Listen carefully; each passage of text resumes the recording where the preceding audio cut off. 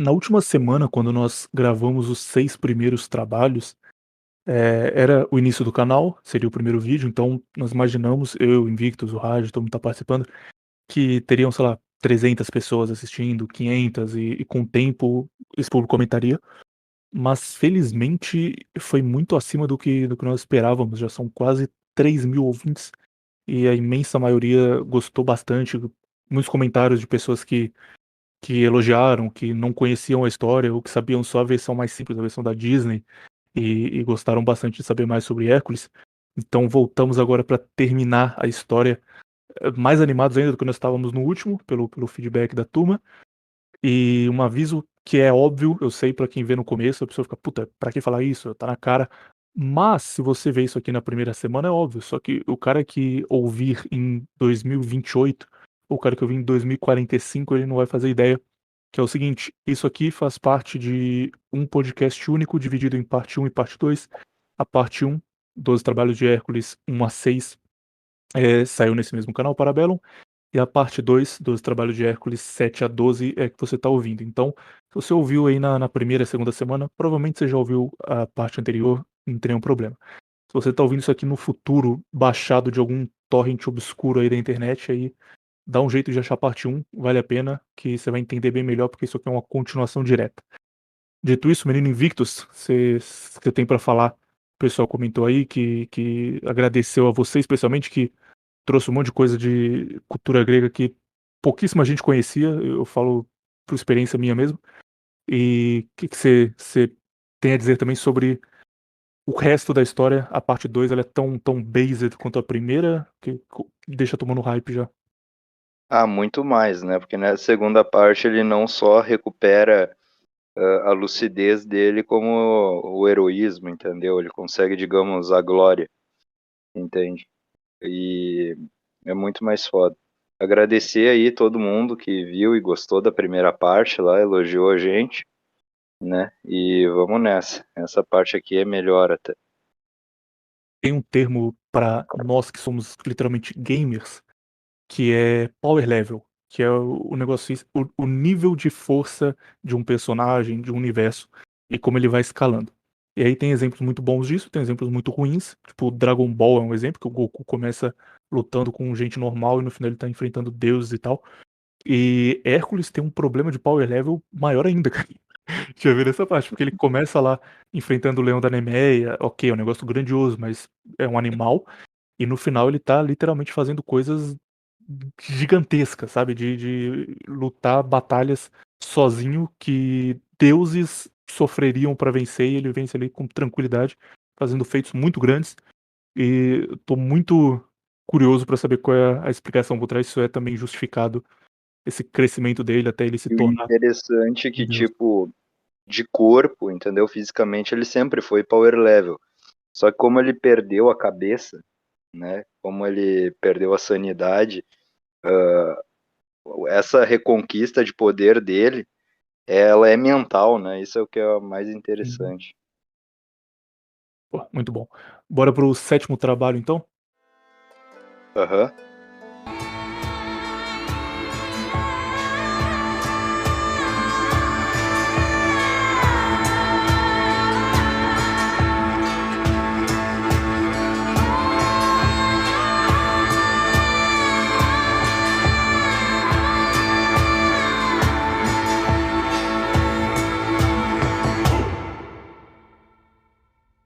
Então, continuando, resumo rápido aqui.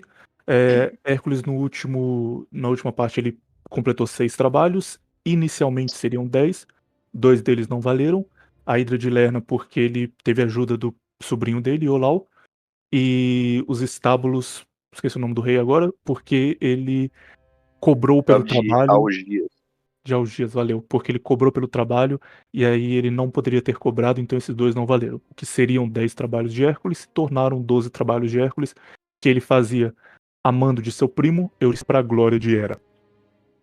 Então o sétimo trabalho, quando ele retorna vitorioso do sexto, é capturar o touro de Creta. O touro de Creta, ele é o pai do Minotauro, então ele aparece várias vezes já na tradição helênica, na mitologia grega. E a história do touro de Creta é interessante também, porque Minos, que era o rei de Creta, ele reza para Poseidon dar para ele o touro mais magnífico que já existiu, e ele faria uma oferenda com esse touro. Então ele reza e fala: Poseidon, por favor, me dê o touro, o maior e mais belo touro que já existiu, para que eu possa sacrificá-lo em sua honra. E Poseidon aceita o pedido de Minos, dá a ele o touro de Creta. Só que quando Minos vê esse touro, ele é tomado pela ganância. Ele pensa: cara, esse é o touro mais bonito que eu já vi na minha vida. E se eu mantiver esse touro aqui, ele vai me trazer muito respeito. As pessoas vão olhar e falar: nossa, como o touro de Minos é grandioso, olha que touro lindo.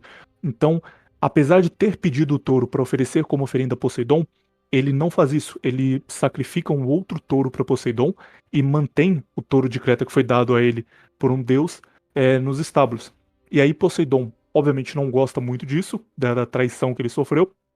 E como vingança, ele faz a esposa de Minos se apaixonar pelo touro de Creta. E aí acontece o que você imaginou agora mesmo. E da relação do touro de Creta com a esposa de Minos, rei de Creta, nasce o Minotauro, que é uma besta, meio homem, meio touro, e ele é preso no labirinto, e aí tem toda uma parte da mitologia grega que vai focar nisso. Mas estamos falando aqui, antes do Minotauro nascer, do, do pai do Minotauro, do Touro de Creta. Especialmente agora, fazer uma pausa rapidão para falar sobre a história de Minos, do Minotauro. É, tem alguma coisa para comentar sobre? Tem alguma coisa extra aí? Porque eu sempre achei a história maluca e eu não sabia que ela ligava com Hércules, descobri aqui pesquisando mais sobre os trabalhos. Essa história aí, tipo, a mulher se apaixona, né, pelo touro, né, como se fosse, tipo assim, o Poseidon, tu gosta tanto desse touro, né, então tua mulher também vai gostar. Aí ela pede pra Dédalo fazer com um couro de vaca, tipo um suporte, entendeu? Uma vaca falsa pra ela ficar dentro e conseguir transar com o touro, né, e aí nasce, né, essa criatura aí, que é o Minotauro, né, que a gente vai ver. Alguns dizem que ele representa a parte bestial, né, dos nossos sentimentos, né, e que o labirinto é o cérebro. Mas eu acho que não. Acho que ele é a representação do medo, né? E acontece alguma coisa com a mulher do Rei Minos? Tipo, ela morre ou não? Ela só continua vivendo normal? Eu acho que ela é morta depois de ter o Minotauro. Sentido, cara. Se ela só Pela seguir a vida. tradição grega, Então, enfim, esse é o touro. Agora você já deve ter lembrado de outras histórias. E o trabalho em si não é muito difícil. O Hércules já tinha feito já feitos muito maiores. Então ele viaja até Creta, encontra o touro, e aí ele tem uma coisa que dificulta um pouco o trabalho aqui, porque ele tem que trazer o touro vivo até Euristeu. Ele não pode matar o touro, senão seria muito mais fácil. E aí, para trazer o touro vivo, ele segura o touro pelos chifres. E essa é uma imagem que é muito representada em esculturas gregas, em pinturas, que é Hércules segurando o touro pelo chifre. E com isso o touro se cansa. Hércules coloca o touro nas costas, leva ele até Euristeu. Euristeu oferece o touro a Hera como sacrifício, mas Hera nega esse sacrifício e fala que ela não quer, porque o touro foi dado por um outro deus, então ela não quer se envolver nisso. E aí Euristeu acaba soltando o touro e muito tempo depois ele é capturado de novo por Teseu em Maratona. Ele vai voltar a aparecer na história. Mas aqui acaba o sétimo trabalho. Ele é bem simples, não vai muito, não tem muita dificuldade diferente dos próximos. Sétimo trabalho, Menino Invictus. Tem uma significância, alguma coisa que a gente pode tirar dele? o touro de Creta é assim, ele é um animal que vagava sozinho e quando alguém tentava capturar ele, ele saía arrebentando tudo, entendeu? Quando ele chegava numa cidade, ele chegava atropelando todo mundo. Que nem aquela corrida de touros lá de Pamplona, lá, se eu não me engano, sabe? Um touro perdido numa cidade começa a atacar tudo que vê pela frente, entendeu? Ninguém pode chegar perto, ninguém pode ajudar. E esse ficava numa ilha, né? Então é muito representado nisso a questão do egoísmo, né? Quando as pessoas tentam te ajudar, tentam chegar perto de ti, entende? E tu sai metendo guampaço em todo mundo, entendeu? Patada. E é isso, aí quando ele tira da ilha e leva para o continente, leva para o meio das pessoas, seria mais ou menos isso, levando o próprio ego para a civilização, entendeu? Deixando de ser um esquisitão, alguém recluso, entendeu? Essa é mais ou menos a interpretação junguiana, né? Mas acho que ela faz sentido, sim. Uhum. Essa também é a mesma questão do leão, entendeu? O domínio sobre a força bruta, domínio da mente sobre a força bruta, enfim. E aí, terminado esse trabalho, o oitavo trabalho de Hércules é capturar as éguas carnívoras de Diomedes. Esse trabalho especificamente, ele tem várias versões diferentes. Algumas versões Hércules vai até lá sozinho, em outras versões ele leva um pequeno exército, em outras ele vai com o filho de Hermes. Isso muda bastante. Mas vamos aqui trabalhar com a versão mais comum, que é aquele que trabalha sozinho. O que acontece? Diomedes, ele era o rei da Tácita, ele era filho de Ares. E ele tinha éguas que eram muito violentas. eh, Violentas ao ponto que elas só se alimentavam de carne humana e soltavam fogo pelas narinas. Eram 4 éguas, uma delas se chamava Podargo, que significa pé brilhante, a outra era Lampon, que é o resplendor, Xanto, que significa amarelo, e Deino, que significa terrível. E essas 4 éguas eram éguas carnívoras que soltavam fogo pelas têmporas, e qualquer pessoa que se aproximasse da Tácita, Diomedes entregava esses viajantes como sacrifício para as éguas. Euristeu ordena que Hércules vá até lá, capture essas éguas de alguma forma e traga as éguas até o reino dele. Primeiro porque Tácita não, desculpa, Diomedes não vai entregar as éguas de bom grado, então Hércules terá que lutar por elas de alguma forma. Segundo porque são éguas carnívoras, então o trabalho de trazer elas vai ser grandioso. E realmente isso acontece. Hércules viaja até a Tácita. Chegando na Tácita, ele solta as éguas dos estábulos e as éguas ficam furiosas e tentam umas atacar as outras, atacar pessoas que estão pelo caminho. E Hércules ele não consegue conter essas éguas de início. Com isso, Diomedes vai até os estábulos, enfrenta Hércules, e aí tem versões de vai com ajuda, acontece meio que uma batalha campal, e as tropas de Diomedes enfrentam as de Hércules, e no final Diomedes sai perdedor. Na versão em que Hércules vai sozinho, ele enfrenta Diomedes sozinho, e no fim ele acaba derrotando Diomedes, e ele entrega as éguas como oferenda. Desculpa, ele entrega Diomedes como oferenda para as éguas. Ele falou: aqui tá o criador de vocês, o cara que tá alimentando vocês todo esse tempo, entrega ele para as éguas comem a carne de Diomedes, e depois disso elas ficam calmas e elas param de atacar pessoas, elas deixam de ser éguas carnívoras e vivem tranquilas. E Hércules só tem o trabalho de levar elas de volta. A segunda parte desse trabalho é bem simples, ele entrega as éguas, elas são sacrificadas para Zeus. Invictus, éguas carnívoras de Diomedes, qual é o que a gente pode Uhum. tirar desse trabalho? Eu acho que vale a pena aqui falar de quem foi Diomedes, né? Algumas versões vão dizer que não é o mesmo Diomedes da Batalha de Troia, né? Mas eu tenho quase certeza que é, por causa que em Troia tinha também 4 cavalos, entendeu? Que os oráculos diziam que quanto aqueles cavalos estivessem em Troia, Troia nunca seria destruída, né? Aí esse herói de mesmo nome, Diomedes, captura, né, todas essas éguas. Eu tenho a teoria que ele é o mesmo Diomedes, entendeu? Da Guerra de Troia, né? Sim, Ele na linha fere, do tempo faria todo sentido. uhum, ele fere, até porque, né, William, Troia, existia até uma profecia, né, que por terem desacatado Hércules, né, uma vez, o rei de Troia, dentre um desses outros desafios dele, ele estava em Troia e o rei pediu para ele salvar uma princesa que estava sendo deixada de sacrifício para um monstro, né? E ele matou esse monstro, só que quando ele voltou, o rei de Troia deu um calote nele, entendeu? E aí, mais ou menos, Troia ficou marcada para ser destruída. E, enfim, a, aí tem esse negócio do Diomedes, né? Que ele teria, depois da guerra, ele feriu divindades da guerra durante a guerra de Troia, entendeu? Ares, Afrodite, entendeu? Ele é uma metáfora para, digamos, quando alguém destrói por completo, entendeu? Porque o grego ele tinha que dominar um lugar para transformar aquele lugar numa coisa melhor.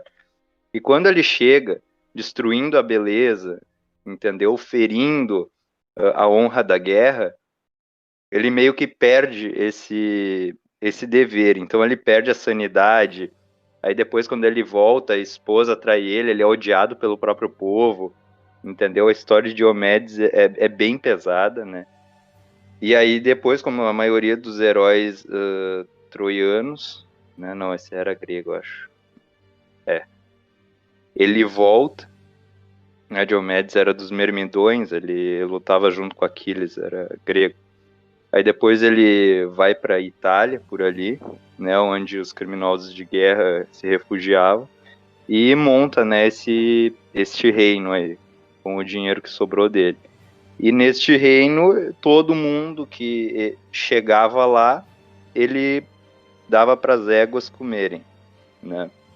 Todo forasteiro que chegava lá, viajante com fome, que todo grego tinha o dever de, a priori, recolher, né, quem precisasse. Era tipo uma lei de Zeus, a lei de ser um bom anfitrião, né?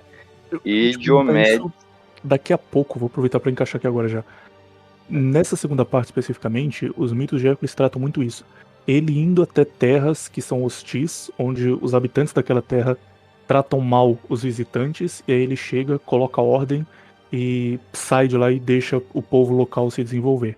O próximo mito trata bastante disso. Isso então é por uma tradição grega, né? Para os gregos isso era muito mal visto, esse costume de tratar mal visitantes, é isso que acontece. Por isso Hércules punia essas Tá, pessoas. exato, tratar mal os aventureiros, os viajantes. Só podia tratar mal uma pessoa depois que ela te tratava mal, entende? Mas a priori tu tinha sempre que ajudar. É porque podia ser um deus, né? Que tava disfarçado. Exato, tem várias histórias que Zeus e Hermes, eles se vestem de vagabundo, entendeu? De farrapo, de mendigo, e vão de casa em casa, né? Quem não ajuda eles, eles amaldiçoam, e quem ajuda, eles abençoam. Tem uma história bem legal de um casal, né? Coisa assim, mas enfim, não vamos se distrair. E é isso, a hospitalidade era sagrada para os gregos, entende? Porque eles eram muito aventureiros, viajantes, eles precisavam, entendeu? De um povo que tratasse bem para eles continuarem a viagem tranquilo, entendeu? Era Uhum. basilar para o grego que todo mundo fosse bom anfitrião, porque viajavam muito, entendeu? Em campanhas e tudo isso.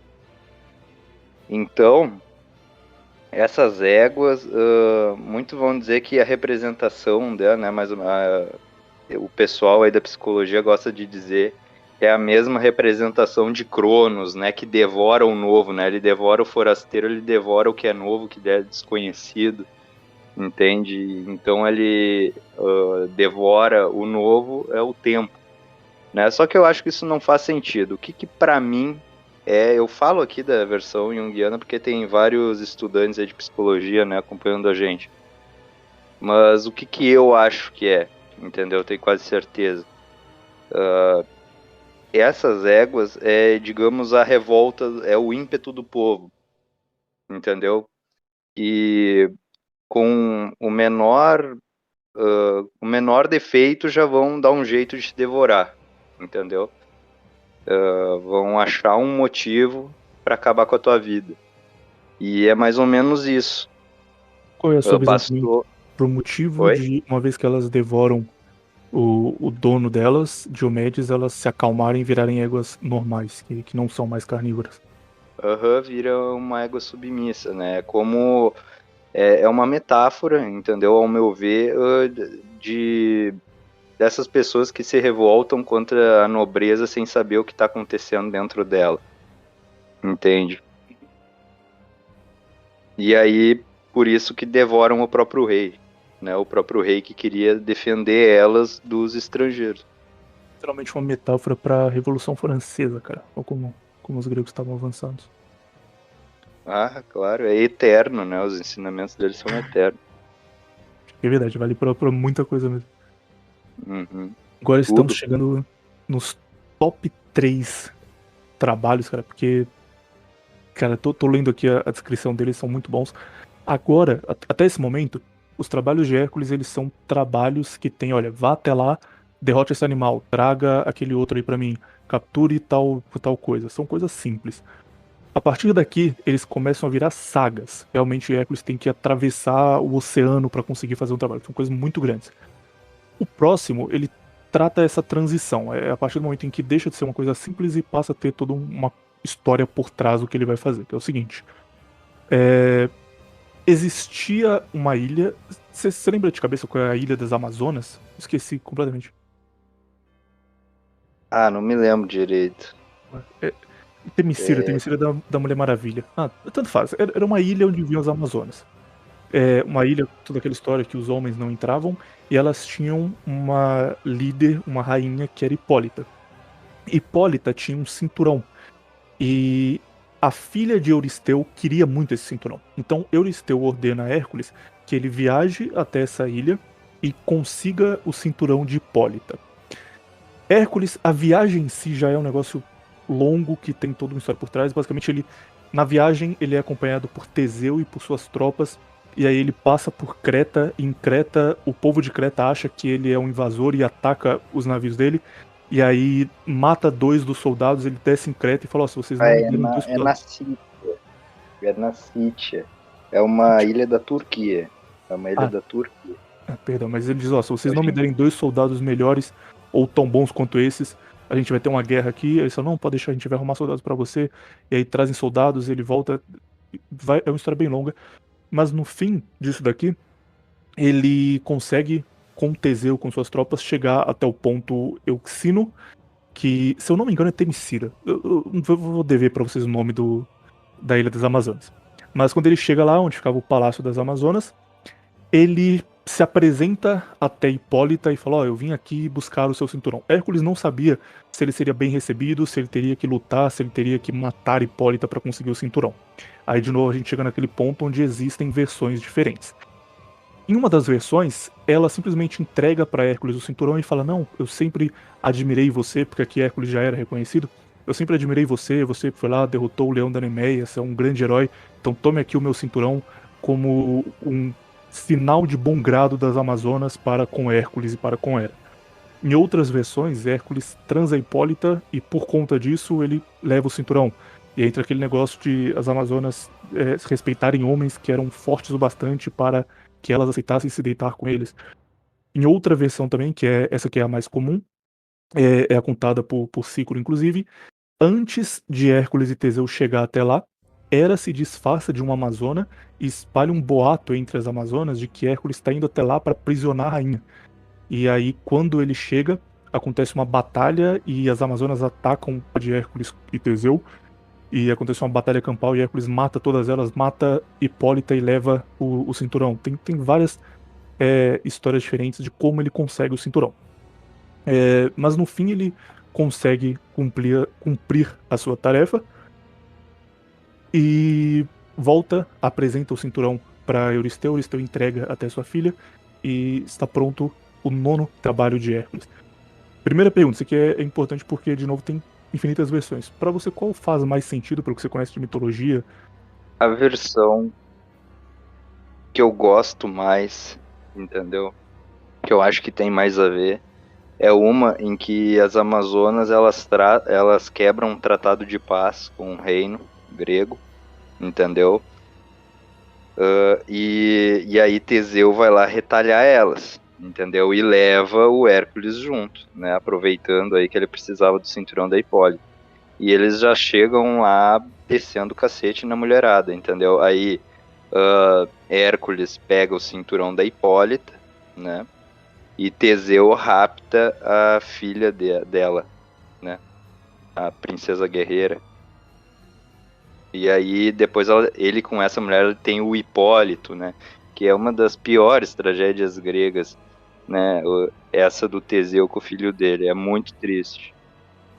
Aí ele captura, né, a filha da Hipólita e morre. Depois as Amazonas vão atrás, né, de Teseu. E aí tem uma guerra de Atena contra contra as Amazonas, né? E aí morre, né? A filha da Hipólita luta no lado de Teseu e morre por ser traidora, uma coisa assim, né? Mas enfim, a bolha misândrica, William estourou na Grécia Antiga. Saíram, a mulherada saiu matando o homem, entendeu? E só os heróis puderam salvar. Essa versão só ficou um pouco por cima, só para a pessoa que tá ouvindo agora entender a linha do tempo, como ela é maluca. Teseu chega até lá nessa versão, chega até lá, inicia uma guerra contra as Amazonas, Hércules leva o cinturão de Hipólita, Teseu rapta a filha dela, eu não tenho o nome daquela, é Melanippe. E aí ele leva a filha de Hipólita embora, e as Amazonas ficam com ódio dos atenienses e falam, ó, vamos ir lá e vamos derrotar esses caras que roubaram a nossa princesa e mataram a nossa rainha. E aí quando elas chegam lá pra resgatar a princesa que foi raptada, elas descobrem que a princesa teve um filho com Teseu, e não só teve um filho, como ela está apaixonada por Teseu. E aí ela se junta a Teseu pra lutar contra o antigo povo dela, que são as Amazonas, e acabam morrendo no processo. É doideira.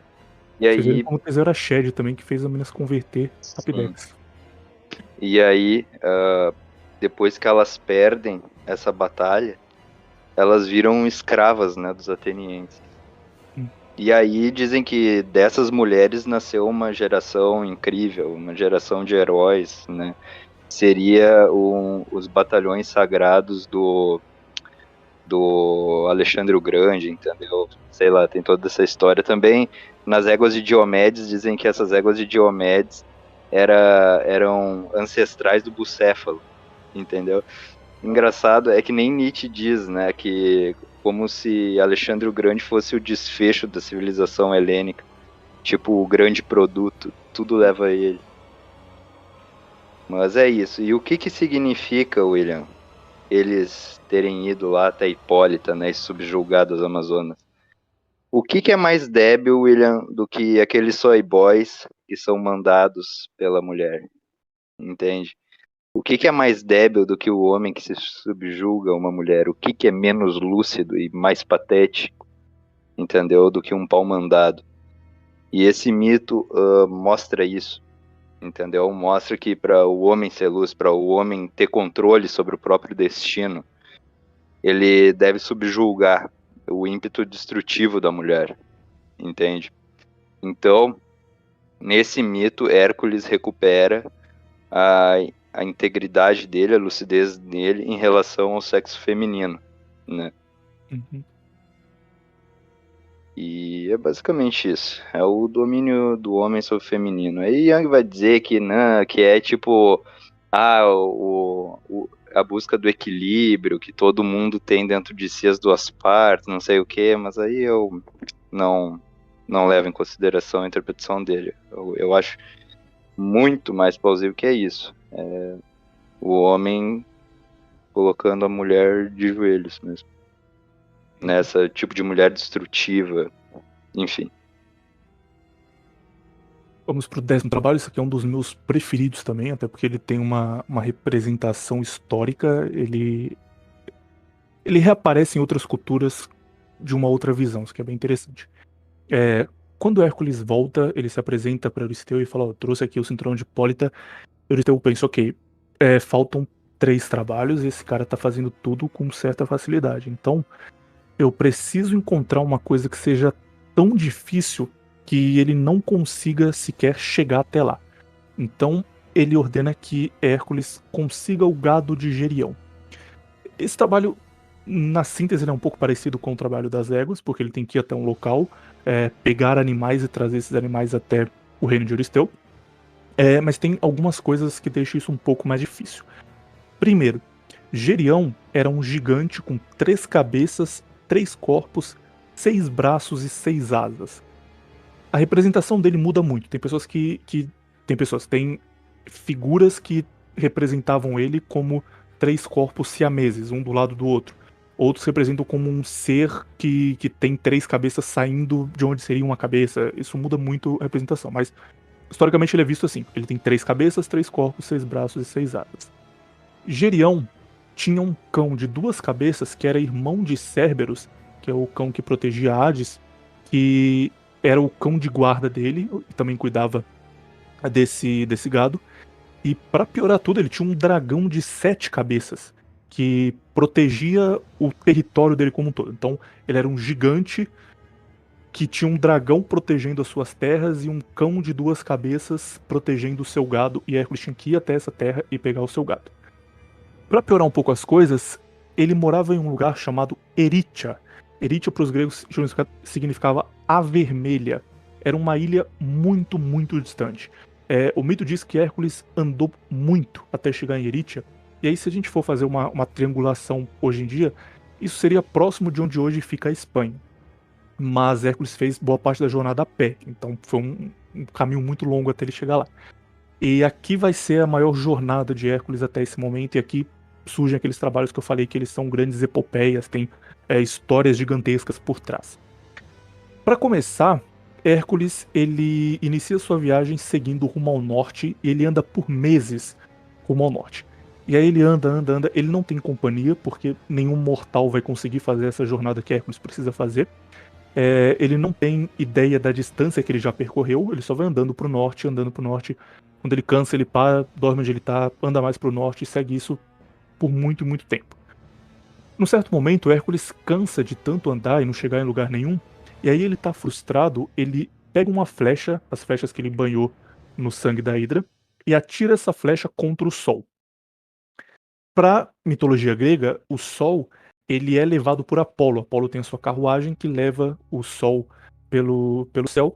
E aí Apolo toma essa flechada e ele olha pra baixo e fala: esse cara tem coragem. Ele é um semideus e ele tem muita coragem pra atacar uma flecha no sol. E aí ele desce e discute com Hércules. E Hércules explica pra ele: olha, eu tô fazendo aqui os trabalhos em honra a Hera, conta toda a história, tudo que ele passou. E ele convence Apolo a dar uma carona pra ele. Então ele já caminhou meses pra conseguir chegar até essa ilha, não consegue, e aí finalmente Apolo dá uma carona e deixa ele ali próximo do Estreito de Gibraltar. Vou fazer uma pausa aqui porque a história é longa, vamos aos poucos. Até aqui, tem alguma coisa interessante, uma coisa que dê pra destacar? Que você tem Sim, é pra que comentar aqui? ele fez esse caminho a pé pela costa africana. Então ele estava andando no deserto, entendeu? E o sol estava queimando muito ele, entendeu? O sol estava escaldante. E aí ele fica puto com o Hélio, né? Fica puto com o sol e dá essa flechada, né? Que o Deus vai lá ajudar ele.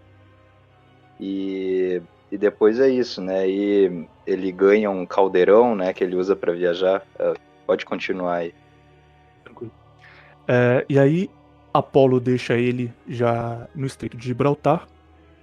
Hércules precisa atravessar o mar para chegar até o outro lado, onde hoje fica a Espanha, naquela época era a terra de Gerion. E aí ele usa os ombros dele para abrir caminho, usando 2 colunas, ele abre caminho pelo mar, e aí ele cria o Estreito de Gibraltar nessa travessia. Do outro lado, Hércules é atacado pelo cão de Gerion, aquele cão de 2 cabeças, ele é chamado de Ortrus. E ao mesmo tempo que ele é atacado pelo cão e tá lá lutando contra o cão, de novo, ele tá atravessando um deserto durante meses, morrendo de cansaço, e aí ele chega lá e finalmente atravessa o Estreito de Gibraltar, atravessa o mar e tem que enfrentar um cão. No meio da luta chega Eurítion, que é o pastor do rebanho, e aí Hércules tem uma luta muito difícil, que ele já tá cansado, mas ele consegue derrotar os dois. E no fim, Gerião chega com seus 3 corpos, suas 6 asas, suas 3 cabeças, e Hércules, já morto de cansaço, enfrenta Gerião. Tem 2 versões diferentes para essa luta. Uma delas, eu acredito que para dar aquela ideia de que a inteligência vence no final, é a versão contada por Ciclo. Uma delas, Gerião chega e Gerião tá com 3 lanças, um em cada mão, e 3 espadas do outro lado, e ele vai para cima de Hércules, e Hércules dá uma flechada na cabeça dele, na cabeça do meio, e Gerião morre. Em outras versões é uma batalha longa, que Hércules sempre ele vai vencer com a inteligência, mas ele de novo enfrenta uma batalha cansativa. Isso aqui é aquela parte da história do herói em que ele pensa o tempo inteiro em desistir, ele fala, tá bom, não dá mais, eu já tô andando, já tô cansado, já enfrentei 2 vilões diferentes, eu tenho que ir pro terceiro, e ele continua, e no fim ele sai vencedor. Terminando aqui, agora vem a parte histórica, mas sobre a batalha dele, primeiro contra o cão, depois contra Eurítion, que é o pastor do rebanho, e contra Gerião, que dá pra gente tirar Menino Invictus. Né, toda essa batalha ela representa só uma coisa, a distração, entendeu? Todos esses bichos cheios de cabeça, eles eram poderosíssimos, só que eles não tinham senso de direção, não sabiam para onde ir, entendeu? O rebanho estava ali estagnado, não ia para lugar nenhum, né? E quando ele derrota essas criaturas de várias cabeças, usando método de distração, ele vence a parte da distração, né? Essa distração que te separa da lucidez, entendeu? Tipo um déficit de atenção, entendeu? Tu não consegue te focar em algo, né? E mais ou menos esse mito seria isso, a importância do foco, né? Para alguém conseguir essa plenitude. Mas enfim, essa batalha que tu descreveu aí, cara, ela tem muitas versões. Tem uma que tá controlando o Gerion como se fosse um fantoche, entendeu? Aí Hércules lança uma flecha contra ela, ela sai dali e o Gerion fica totalmente sem senso de direção, porque cada cabeça quer ir para um lugar e aí fica mais fácil de matar ele, entendeu? Mas em todas essas versões tu vai ver que Hércules usa da distração para vencer esses animais de várias cabeças, entendeu? Esses monstros. Por causa disso, é a distração, entendeu? E aí, no final desse mito, quando ele tá levando o gado, entendeu? Ele perde muito desse gado, que também quer Calma dizer aí, não, outra coisa. avança não, porra. A gente Peraí, vai, tá. a gente vai A gente avançando tá aí. indo por partes, tá. É. Uma coisa importante aqui que eu falei que tem a base histórica é o seguinte: essa é a versão grega do que aconteceu. Mas esse mito especificamente, ele é diferente dos outros em 2 pontos. Primeiro, ele é o único que não se passa na Grécia. Hoje, se você viaja pra Grécia, você consegue fazer um tour pelos 12 trabalhos de Hércules. Não todos, tipo, Hades você não vai visitar, mas você visita lá a Nemeia, você visita Creta, você consegue fazer um tour ali, se você tiver 2, 3 dias, você visita todos esses lugares, tira uma foto maneira e volta pra casa. Nesse aqui, como ele lida com outros povos, com outras culturas, existe a tradição local desses povos que fala do mesmo mito. Isso é muito interessante. Em Portugal, existe um historiador chamado Bernardo de Brito, que ele foi um dos primeiros historiadores de Portugal e ele fez a mesma coisa que outros historiadores gregos fizeram muito tempo antes, que foi escrever a história do povo local. Então, no século XIV, início do século XV, ele escreveu um livro onde ele falava a história do povo português, de novo, conversando com pessoas que viviam lá e anotando essa tradição oral antiga. E ele trata Gerião como um invasor, como um homem que existiu de verdade e que seria uma figura real e histórica. O texto dele é escrito em português do século XV, então é um texto difícil de entender. Eu coloquei ele aqui, eu vou ler devagar para você entender o que ele está dizendo, mas o texto dele é exatamente isso aqui, na parte que trata Gerião. Reinou Gerião na Espanha, depois da morte de Beto, último rei dos naturais e descendentes de Tubal. 34 anos e sua morte sucedeu aos 545 anos pós-dilúvio, no qual tempo se acabou a idade dourada nestas partes e começaram os homens a cometer insultos e latrocínios, seguindo o exemplo do rei que os governava. Um senhor desalmado basta para contaminar um reino todo. Ou seja, Gerião foi um rei real, que foi um péssimo rei, e por conta das suas más maneiras, os homens de Portugal ficaram vis e começaram a cometer latrocínios e começaram a cometer insultos, e aí surge a maldade do povo português nesse período, que no passado era um povo bom, e aí Hércules teria vindo, destruído, destronado esse rei e deixado o povo se desenvolver a partir disso, de novo longe da ruindade do rei. O mesmo acontece em uma lenda galega, que conta que Hércules chegou de barco às costas de Brigâncio, que é onde hoje em dia fica Corunha, La Corunha, na Espanha. Ele combate o rei Gerião, que também era um rei local, era um tirano que ele obrigava os súditos a pagarem metade dos seus bens, e literalmente tudo. Então, tipo, se você tinha filhos, o primeiro filho ficava para você, o segundo você tinha que entregar para Gerião, que ele era um rei muito tirano. E aí Hércules chega até lá, enfrenta esse rei, derrota ele, enterra esse rei em um local que hoje é histórico, em La Corunha, volta para a Grécia e deixa o povo local se desenvolver. E isso é representado inclusive no símbolo de La Corunha. Então, as populações locais tinham também mitos que envolviam a visita de Hércules e Hércules livrando eles desse rei tirano que foi Gerião. Para eles, Gerião era um homem, era uma figura real histórica. É aquilo lá que eu te falei é aquilo lá que eu te falei no último episódio, né? A gente não sabe até que ponto da mitologia grega o que tem ali de realidade e o que tem de mito, entendeu? Tudo tem um lastro na realidade aqui. E essa questão do Gerião também quer dizer muito, né? Aquela questão metafísica da ordem, entendeu? Contra o caos, entende? Gerião é isso, né? Esse monstro essa serpente da negação, né? Que causa todo esse caos, entendeu? É simplesmente caos, entende? O ser humano não sabe por que ele tá ali, entendeu? Vira um bando de criminosos.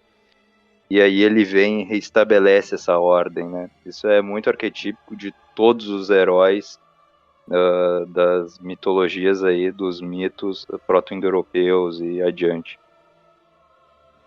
Eu gosto muito desse aqui, por isso eu notei essa parte, porque é muito entendível que isso tenha acontecido de verdade, sabe? Que em algum momento um rei grego ou um homem mesmo, ele vá até uma terra distante e enfrente um outro rei, um outro soberano local poderoso, e aí ele vai contar isso, o povo grego vai contar isso pela visão dele, como ó, ele foi lá e enfrentou um rei não, desculpa, um gigante de 3 cabeças, porque era esse ser poderoso, e os povos desse local vão ver como uma coisa mais real, sabe? Tipo, olha, tinha um cara ali muito filho da puta, e o cara veio aqui e livrou a gente dele. Então agora vamos nos desenvolver a partir disso.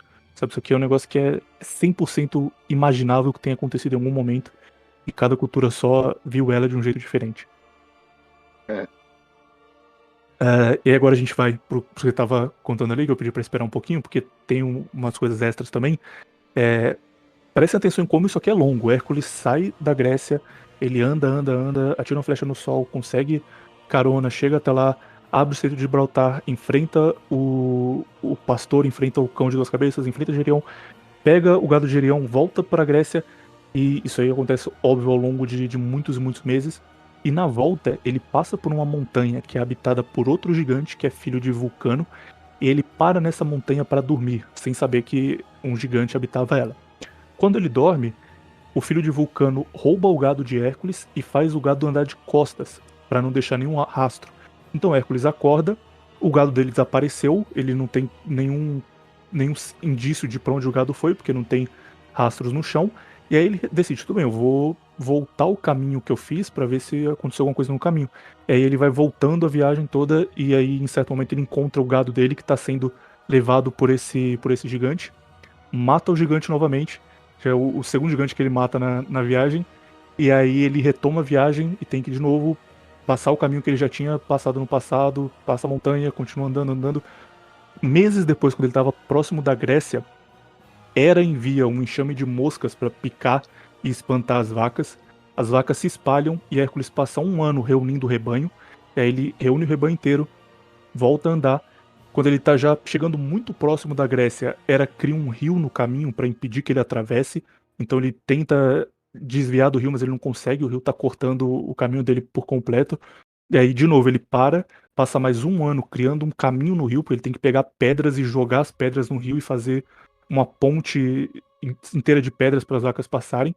E aí, depois de um ano, ele consegue fazer essa ponte, atravessa com as vacas e finalmente ele retorna para a Grécia, entrega as vacas para Euristeu e Euristeu faz um churrasco. E acaba o 10º trabalho de Hércules. Sobre a volta dele pra casa, que também é bem interessante. Você tem uma coisa pra comentar, Invictus? Cara, o que tem de incomum entre toda essa aventura? O que tu encontra assim de comum em toda parte dessa aventura? É a distração, entendeu? É toda hora uma distração, é toda hora um incômodo, entendeu? Alguém atrapalhando, alguém tentando roubar o gado dele, entendeu? Ele não conseguindo ir para um lugar, tendo que cuidar do gado, entende? O rebanho das vacas vermelhas, né? Era o nome desse rebanho. E é isso, cara. Esse mito, assim, ele serve para mostrar que a gente deve evitar a distração sempre para conseguir chegar logo no objetivo e conquistar mais, entendeu? Ele fica anos nessa aventura aí. E é isso, entende? Toda essa jornada, ela representa a distração. Essa é a parte crucial mesmo. Toda hora parece que ele vai conseguir, que já foi. Pô, a parte difícil já passou, agora tá resolvido. E aí surge algo que deixa tudo mais difícil do que tava, e ele resolve e continua. E isso se Sim. repete até o final. Uhum. E também tem outra metáfora que é usada nisso daí, que é, digamos, o prejuízo que tu vai ter, entendeu? Quando tu vai para uma aventura, para algum lugar, tu tem que ter a noção de que algum prejuízo tu vai ter, entendeu? Para tu nunca te decepcionar, entendeu? Quando tu perde algo no meio da jornada. É por isso que isso representa, né, essa quantia de vacas que ele perde durante a viagem. Agora vamos pro 11º trabalho. Imagine que você é Euristeu agora e você tem um semideus fazendo trabalhos pra você e você tá cada vez mandando ele fazer uma coisa mais difícil e ele faz o que você pediu. E aí de repente você fala, ó, eu quero que você vá lá naquela terra muito distante, muito, muito, muito distante, e enfrente um gigante de 3 cabeças e o dragão dele e o cão, irmão do cão de Hades, e você volte depois e traga o rebanho. E aí o seu primo desaparece por anos. Você pensa, ah, tudo bem, consegui, agora eu não tenho mais que me preocupar com ele. E Euristeu tava lá levando a vida dele feliz, até que Hércules volta e traz o gado de Gerion. E aí ele pensa, ok, agora faltam 2 trabalhos, e o que eu achei que era impossível, o que eu tive certeza que ele não tinha conseguido cumprir, ele cumpriu. E Euristeu agora tem que achar uma coisa realmente muito difícil. Então ele dá um trabalho para Hércules que ele julgava ser realmente impossível agora, que era colher os pomos de ouro do jardim de Hespérides. A gente pode tratar também como maçãs de ouro, não tem muita diferença.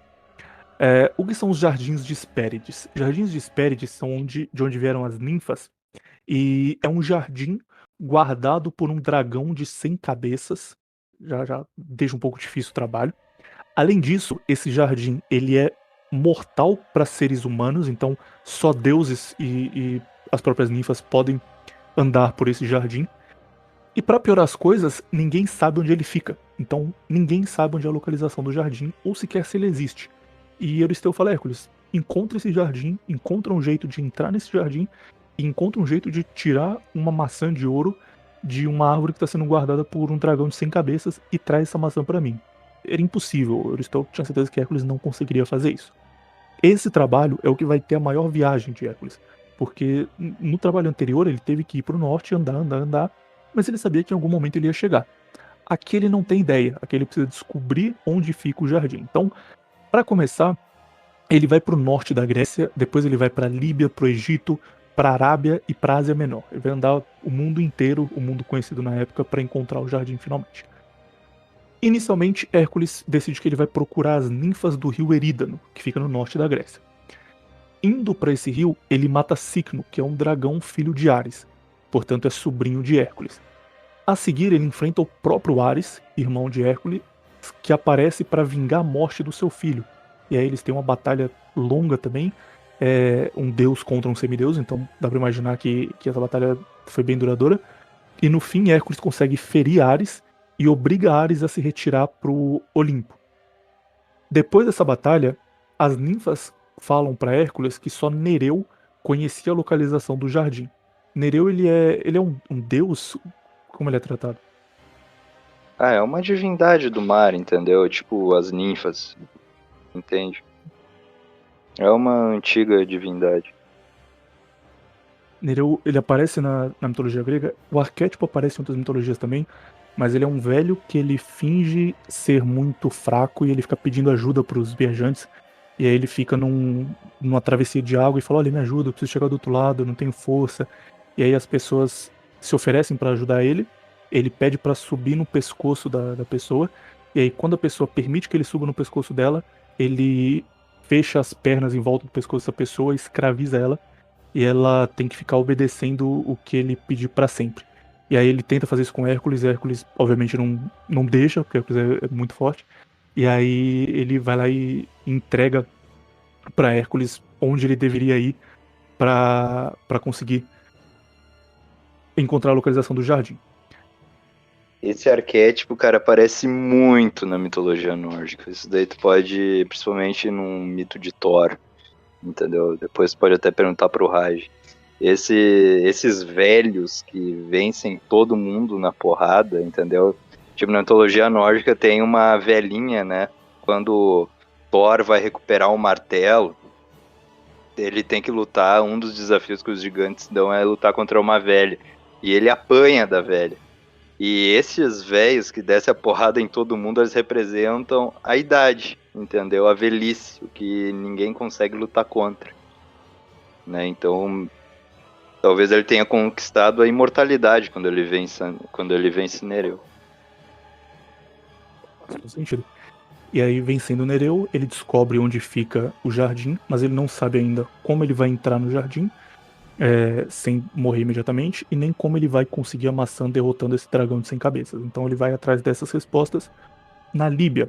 Na Líbia, ele tem outra batalha muito boa, que é uma das melhores até aqui, porque ele enfrenta Anteu. Anteu, ele é filho de Gaia, ele é também um gigante, e ele era um lutador de luta livre que vencia todos os estrangeiros que chegavam na região. Então, qualquer estrangeiro que chegasse na Líbia, ele sempre derrotava. E a razão por que ele derrotava qualquer estrangeiro é que toda vez que ele tocava o solo, ele recebia a força da sua mãe, Gaia. Então ele ficava imortal. Enquanto ele tivesse os pés, as mãos ou qualquer parte do corpo tocando o solo, ninguém conseguia derrotar Anteu. E aí Hércules Só enfrenta ele. ressaltar aqui para o ouvinte não ficar perdido, se ele for pesquisar esse mito de Hércules, ele vai encontrar a versão, né, mais popular que Anteu era um dragão. Né, mas também, essa versão aí diz que era um gigante, mas tanto faz, entendeu? Depois eu falo aí o significado dele. Beleza. E aí Hércules enfrenta ele, sendo um dragão gigante.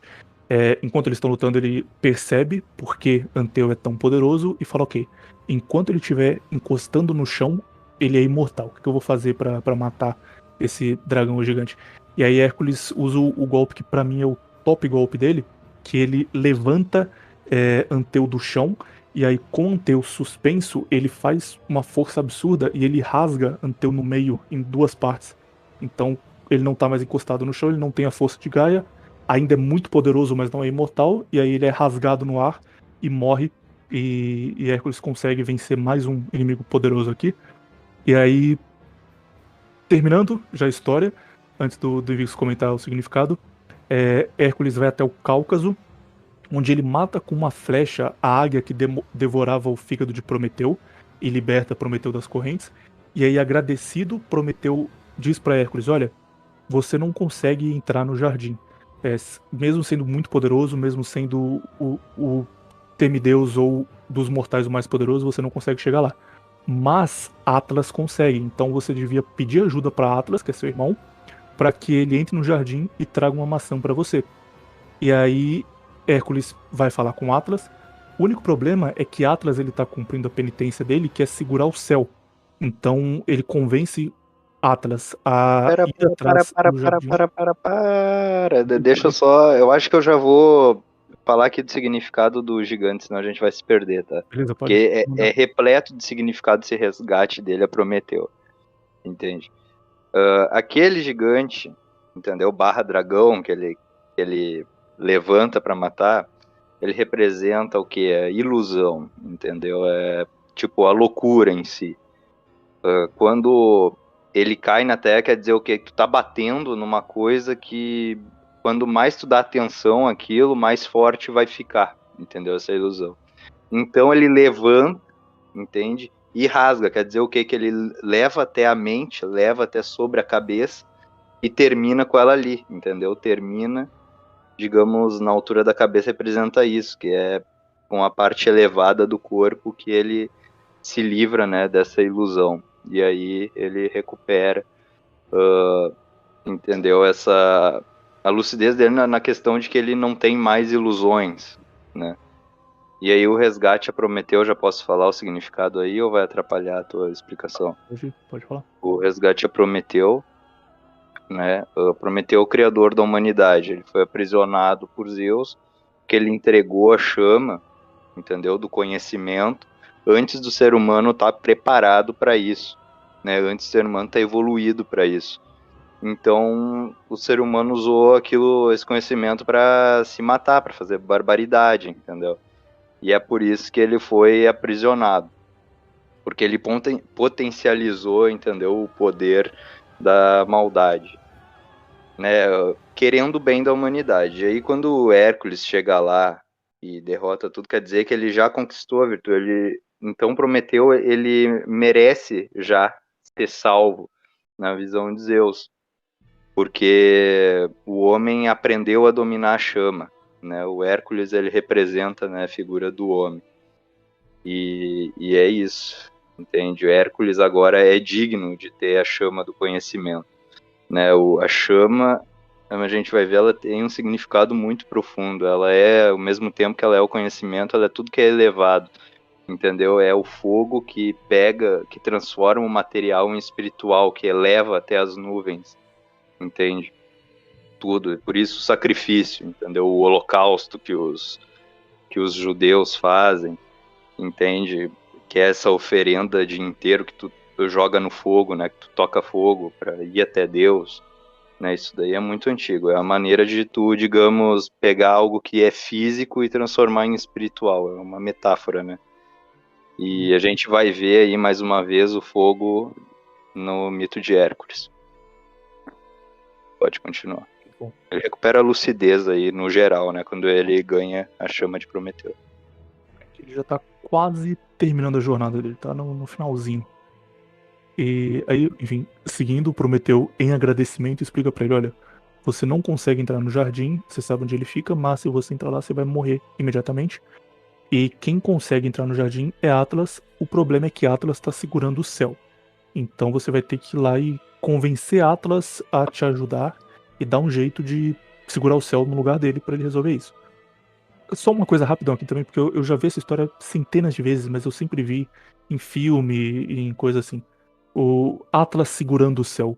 Dá pra você dar um resumo pra turma do porquê isso acontece e também o que quer dizer isso? Porque eu só conheço a versão mais Branlet mesmo. Foi a punição dele, né, por ter lutado contra os deuses ao lado dos titãs, né? Aí o titã, ele representa uma força da natureza em si, entendeu? Ele não é, digamos, uma divindade que possa se materializar em físico. Eles são metáforas mesmo, na maioria das vezes. Então é o que separa a terra do céu, entendeu? É o material, é o... Tipo, alguns dizem também é uma metáfora para a atmosfera, entendeu? Que separa a Terra do universo. Porque os gregos, eles já tinham uma visão muito científica da Terra, entende?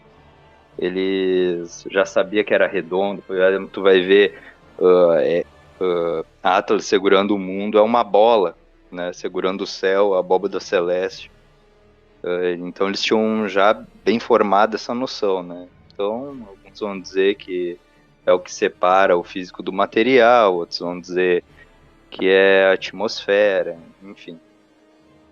Entendi.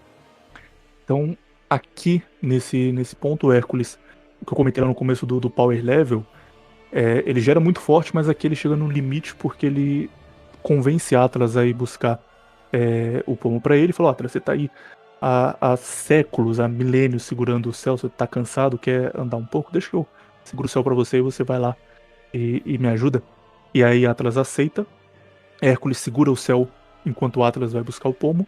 E aí, de novo, a gente vai ter duas versões diferentes de como isso acaba. Em uma delas, Atlas retorna, agradece a Hércules, fala: "Oh, muito obrigado, foi um prazer ir lá no jardim e ver as ninfas, eu tava com saudade disso, toma aqui a sua maçã, pode voltar." Na outra versão, Atlas volta e fala: "Olha, é, valeu, eu trouxe aqui a maçã, mas já que você tá segurando o céu aí, continua que eu vou dar uma volta, daqui a uns 20 anos eu volto." Ele fala assim: eu mesmo vou entregar para Euristeu, pode ficar aí. Eu Exatamente. vou até lá rapidão. Eu vou até lá e eu já volto. Mas. Desculpa, aí Hércules diz pra ele: "Não, não, peraí que eu. Deixa que eu." O que que Hércules diz pra ele mesmo? Pra ele segurar? Deixa eu ajeitar a pele de leão para não machucar Ah, as costas. eu esqueci Aí dessa parte. Atlas pega o mundo de novo e ele pega as maçãs e vai embora, entendeu? Não caiu na pegadinha do... Essa versão é muito maravilhosa, né, cara? Porque o negócio é, tipo, são dois seres extremamente inteligentes, E um o tentando zoar significado o outro. disso é, e tipo assim, o significado disso é muito foda, mas termina aí. Termina É aí. isso, aí a Atlas fala, pode deixar que eu levo lá a maçã, talvez eu volte semana que vem, talvez eu volte daqui a 5 anos, fica aí. E aí Hércules fala, não, tudo bem, eu fico, não se preocupa, tranquilo, eu só preciso ajeitar aqui minha capa do Leão da Nemeia, que ela tá pesada, segura aqui 1 minuto pra mim, eu ajeito e aí a gente continua.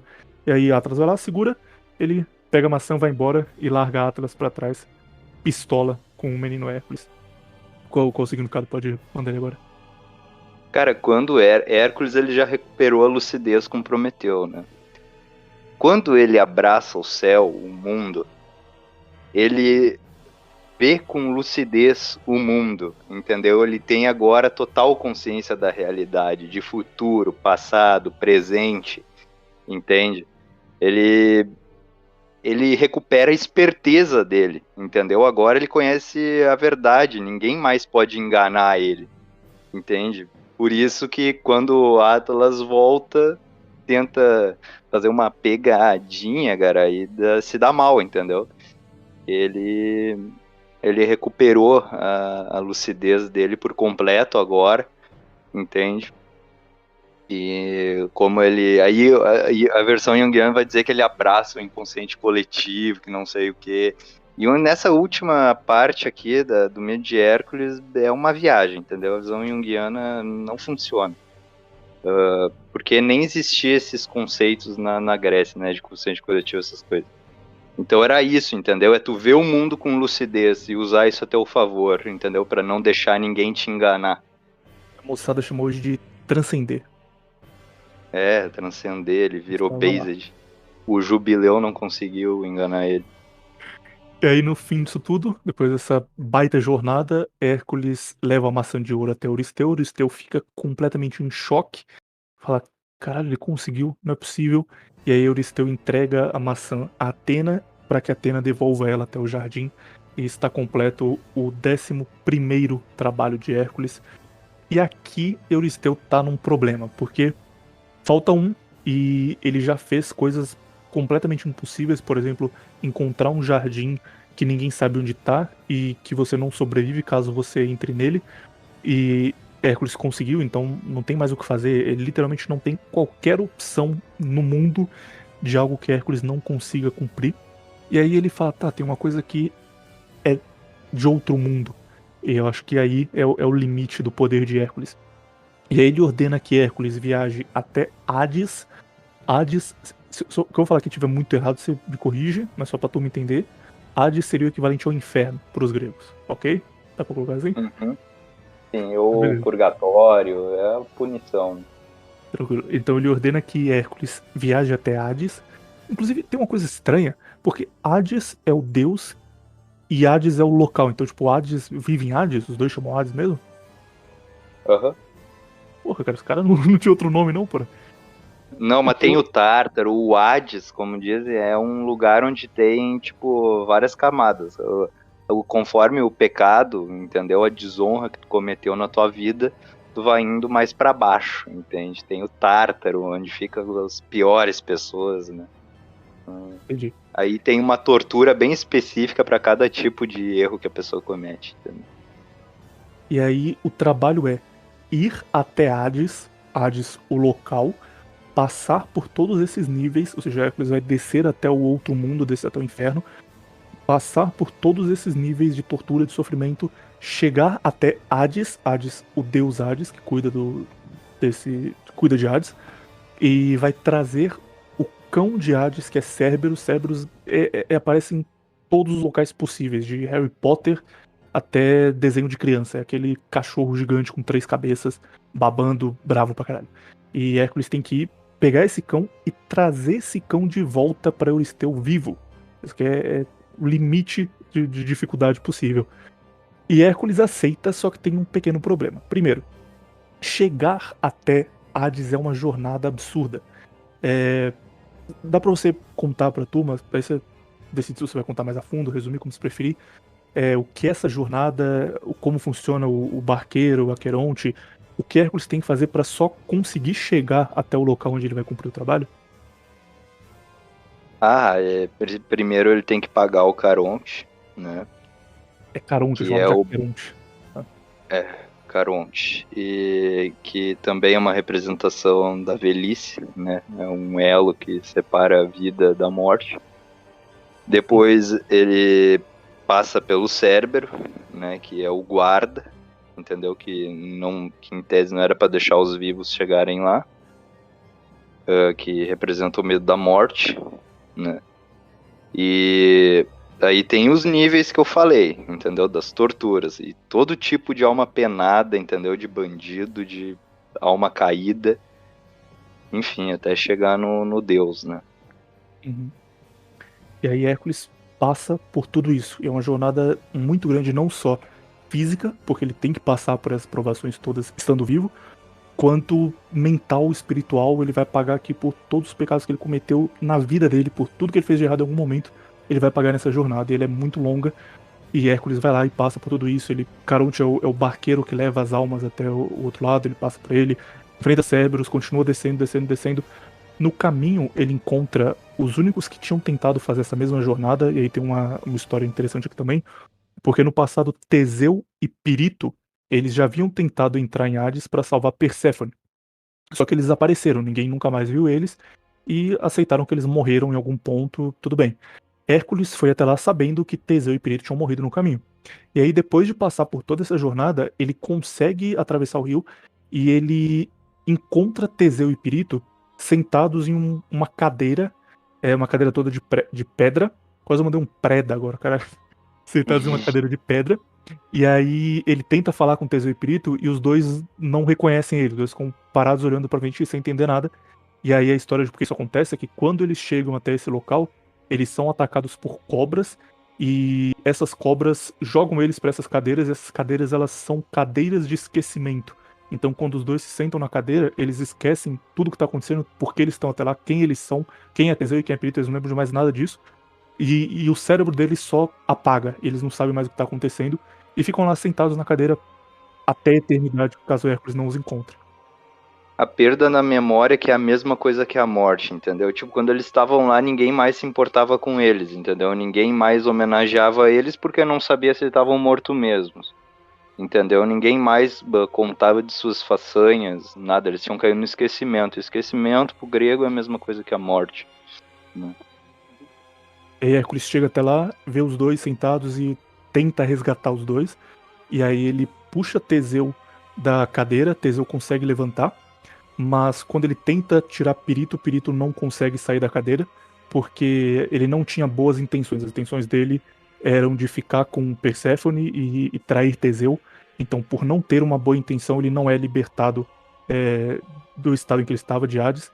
E aí a história é que quando Hércules tenta puxar ele, acontece um terremoto no mundo, porque Hércules puxa com tanta força, ele não sai da cadeira, Hércules puxa de novo, ele não sai de novo, e aí quando Hércules percebe que se ele continuar tentando puxar, ele vai destruir o mundo, ele deixa Pirito lá e Pirito cai no esquecimento e Teseu pode retornar. Então aqui ele já passou por muitas provações, até que finalmente ele chega até Hades, Hades Deus, e aí acontece o grande momento, cara, que é um negócio meio de final de filme, de jogo de videogame, sabe? É muito bom esse final. Porque ele chega até Hades e ele fala: Olha, Hades, com todo respeito, eu vim até aqui porque eu quero me livrar dos meus pecados, eu quero provar a Hera que eu não tenho nada contra ela. Explica toda a história dele, explica tudo o que aconteceu até ali, explica desde o primeiro trabalho, do porquê ele fez esse trabalho, da morte da família dele, até o momento em que ele tá, e ele fala: Olha, o meu último trabalho é levar Cerberus, que é o cão que guarda aqui o seu território, de volta pra Terra, apresentar Cerberus pra Euristeu, e depois eu posso trazer ele de volta. Ele não tem que ser sacrificado, tem nada, só tenho que levar Cerberus até lá. Você me empresta Cerberus? Ele nem ameaça nada, ele só fala: Você me empresta, eu levo lá e depois trago? E Hades diz: Olha, tudo bem, eu te empresto, mas você tem que provar que você é digno disso. Não vai ser fácil assim. Então, para provar que você é digno, você vai abrir mão de tudo que você conquistou até aqui, ou seja, essa sua flecha envenenada, esquece ela. A capa do leão que te protege de qualquer coisa, esquece. tudo que você conseguiu de espada, de armadura, tudo. Você vai se despir disso e você vai enfrentar Cerberus com as suas próprias mãos. E caso você vença Cerberus em uma luta com as suas mãos, você pode levar ele pro mundo dos vivos. E aí Hércules se apresenta para Cerberus sem nada, pelado, enfrenta Cerberus no soco. E aí ele usa a mesma técnica que ele usou contra o Leão da Nemeia de esganar nas 3 cabeças de Cerberus, faz as 3 cabeças desmaiarem. E aí Hades fala: tudo bem, você provou que você é digno, que você é forte o bastante. Eu te entrego Cerberus agora. E Hércules tira Cerberus de Hades, leva Cerberus até Euristeu, e aí chega. Ninguém acredita no que ele fez, porque foi a coisa mais grandiosa que já existiu na história. E ele apresenta Cerberus, Euristeu fica completamente em choque, com medo, e fala: por favor, devolve isso, leva isso, eu não quero nem olhar para esse ser mais. E aí Hércules completa os seus 12 trabalhos, devolve Cerberus para Hades e fica livre da penitência que ele tinha com Hera. Último trabalho, Invictus. O que você tem pra falar sobre ele? Pô, esse é o trabalho que ele já tinha, né, conquistado tudo, a lucidez, a esperteza, tudo. Só que faltava uma coisa, a glória, o heroísmo, entendeu? E o Cérbero, ele é o quê? Ali eu tinha dito, William, que ele não deixa os vivos entrar no inferno. Eu falei errado, tá? Ele não deixa os mortos saírem de lá. Quem quiser entrar é que entre, né? E ele também, ele é a metáfora do medo da morte, entendeu? Ele é aquela criatura horrorosa que a gente imagina, né? A morte, entendeu? A decadência do espírito. E quando ele tira, né, o Cérbero do inferno, né, do Hades, ele tá se livrando desse medo do desconhecido, entendeu? Do que para o, o tipo o obscuro que não se conhece, entendeu? Do mundo vivo, entendeu? E assim digamos, ele transcende, ele vence a morte, entendeu? Ele se torna maior do que a morte. Isso também tem, William, outra história que ele luta contra Thanatos, né, que é a personificação da morte também, e representa isso. Todo herói grego ele tem que passar uma vez, né, durante sua jornada no Hades, e significa isso, é transcender a morte, entendeu? É não ter mais medo da morte, que é crucial para todo guerreiro, porque quando tu dá muito valor para tua vida, tu te torna um covarde, entendeu? Tu não luta mais pelo que se deve, tu fica apegado ao mundo material e não consegue fazer mais nada elevado. Então, para ele reconquistar sua glória, entende? Ele tem que subjugar o medo da morte. E é isso, entendeu? A batalha dele contra Cérbero representa isso. Recupera o heroísmo. Eu acho esse final maravilhoso, cara. Tipo, porque é realmente um negócio muito final grandioso da história. O cara, depois de tudo que ele conseguiu, depois de ter feito vários upgrades na, no que ele tinha, ter uma espada foda, uma massa foda, um arco e flecha top, ele só joga tudo fora, vai lá e ganha do grande vilão da história com as próprias mãos. É muito bom. Uhum. É o Vamos pra. sacrifício, né? Representa o sacrifício. Ele conquista o heroísmo aí, entende? Quando ele vence a morte, quando ele debocha da morte, quando ele subjuga o medo da morte. Agora vamos para Morte de Hércules, que é a parte que encerra a nossa história. Hércules, ele tem uma mitologia muito rica em torno dele. Então, a juventude de Hércules tem várias histórias.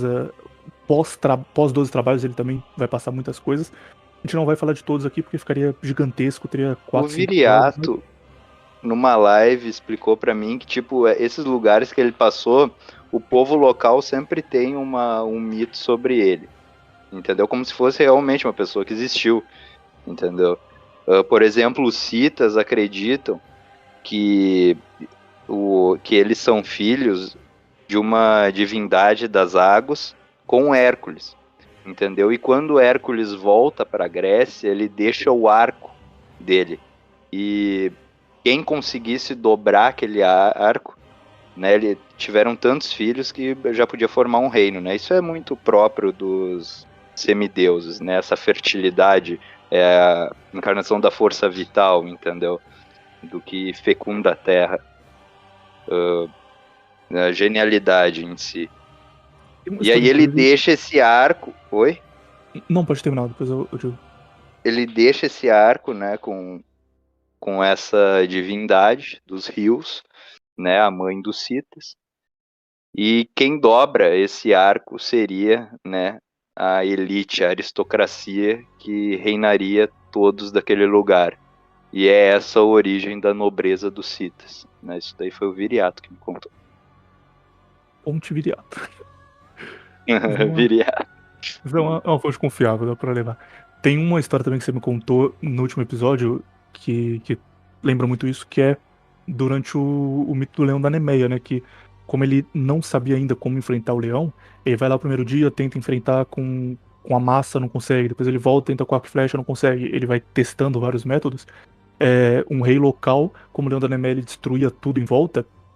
Um rei local falou: olha, já que você tá aqui pra matar esse leão, eu tenho 50 filhas e você pode se deitar com as minhas filhas enquanto você enfrenta essa besta.